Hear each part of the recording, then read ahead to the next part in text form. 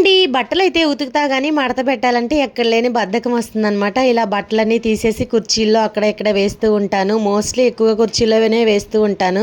మా ఇంట్లోనే కాదు చాలామంది ఇళ్లలో ఇలాగే జరుగుతూ ఉంటుంది కదా. బట్టలు సెల్ఫ్లో కన్నా కుర్చీలోనే ఎక్కువగా కనిపిస్తూ ఉంటాయి. అయితే ఈ వీడియోలో మీకు ఒక టిప్ చెప్తానండి. ఏంటంటే మనము ఏదైనా ఇల్లు మారుతున్నప్పుడు కానీ బీరువాలో బట్టలు అవన్నీ తీసుకువెళ్ళాలన్నప్పుడు ఇలా ఎప్పుడు రెగ్యులర్గా లుంగీలు ఇలాంటి వాటిల్లో కాకుండా ఇలా శారీని 4 భాగాలుగా మడత వేసి బట్టలన్నీ కూడా అందులో వేసేసుకొని మూట కట్టుకొని ఒక పక్కన పెట్టుకున్నామంటే నీట్గా ఉంటుందన్నమాట. మనం ఇల్లు మారాలన్నప్పుడు కూడా ఈ టిప్ ట్రై చేసామంటే ఈజీగా బట్టలు అనేవి క్యారీ చేయొచ్చు అనమాట. సడన్గా ఎవరైనా గెస్ట్లు వస్తున్నారన్నప్పుడు కుర్చీలో బట్టలను ఒకేసారి మడతేయలేం కదా.